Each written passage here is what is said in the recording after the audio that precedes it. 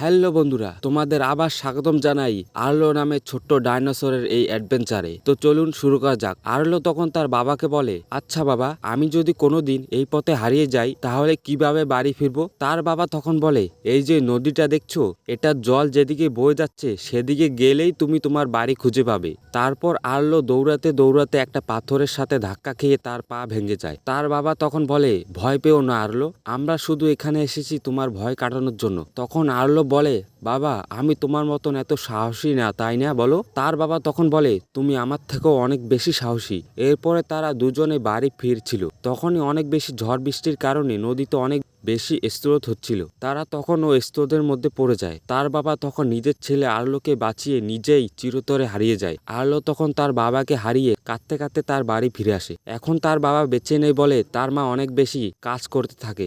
Arlo তখন তার মাকে সাহায্য করে। যখন সে ওই পাথরের ঘরে ভুট্টা রাখতে যায় তখনই সে ওই বন মানুষের বাচ্চাটিকে দেখতে পায়। তখন আর্লো বলে, তুই আবার এখানে এসেছিস? তোর কারণে আমি আমার বাবাকে হারিয়েছি, আজকে তোকে আমি কোনোভাবে ছাড়বো না। যখন সে ওই বন মানুষের বাচ্চাটিকে ধরতে যায় দুজনে নদীর মধ্যে পড়ে যায়। সে তখন বাঁচাও বাঁচাও বলতে চিৎকার করতে থাকে, কিন্তু নদীর স্রোত অনেক বেশি হওয়ার কারণে তাকে অনেক দূরে ভাসিয়ে নিয়ে যায়। পরের দিন সকালবেলায় আর্লো একটি নদীর কিনারে নিজেকে দেখতে পায়। সে তখন পায়ের আঘাতের কারণে একদমই হাঁটতে পারছিল না। তারপর সে অনেক কষ্ট করে পাহাড়ের উপরে আসে। ঠিক তখনই সে ওই বন মানুষের বাচ্চাটিকে দেখতে পায়। এবারও আর্লো বাচ্চাটিকে ধরতে পারে না, কিন্তু কি আর করা। আর্লো তখন পাহাড়ের একদম উঁচুতে এসে তার ঘর খুঁজতে থাকে, কিন্তু কোথাও সে তার বাড়ি খুঁজে পায় না। তখনই তার মনে পড়ে তার বাবার কথা। তার বাবা তাকে বলেছিল এই নদী যেদিকে বয়ে যায় সেদিকে গেলে সে তার বাড়ি খুঁজে পাবে।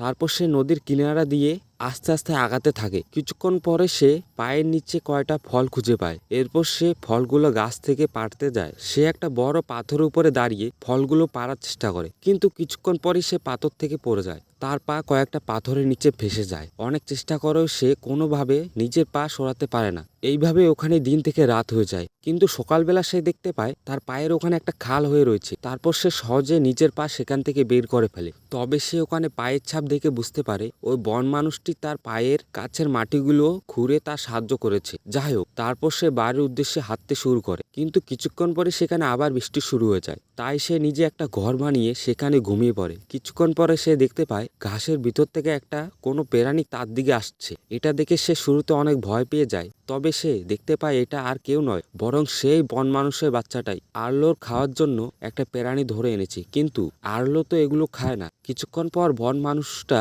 আবার একটা পোকা ধরে এনেছে তার খাওয়ার জন্য, কিন্তু আর্লো এটাও খায় না। বন মানুষের বাচ্চাটি তারপর তার জন্য সেই ফলগুলো নিয়ে আসে। আর্লো তখন আস্তে আস্তে ফলগুলো খেতে শুরু করে। তবে ওই বন মানুষের বাচ্চাটিকে সে বলে, তুই যাই করিস না কেন আমি তোকে কিছুতেই ছাড়বো না। তারপর ছোট বাচ্চাটি আর্লোকে ওই ফলের গাছের কাছে নিয়ে যায়। যদিও শুরুতে আর্লো সেখানে যেতে ভয় পাচ্ছিল, তবে ওই বন মানুষের বাচ্চাটি তাকে জোর করে সে গাছের কাছে নিয়ে যায়। আর্লো ফলগুলো দেখে অনেক বেশি খুশি হয়ে যায়, কিন্তু বন মানুষের বাচ্চাটি তখন তাকে ওই ফলের গাছের কাছে যেতে দেয় না। তখন আর্লো জোর করে গাছ থেকে ফল পাড়তে যায়। তখনই ওখান থেকে একটা সাপ এসে আর্লোকে আক্রমণ করে। তখন তারা সবাই পাহাড়ের উপর থেকে নিচে পড়ে যায়। সাপটি আবার আর্লোকে আক্রমণ করতে গেলে ওই বন মানুষের বাচ্চাটি সাপটিকে মেরে ফেলে আর সাপের হাত থেকে আর্লোকে বাঁচিয়ে নেয়। তারপর তাদের মধ্যে বন্ধুত্বের সম্পর্ক গড়ে ওঠে।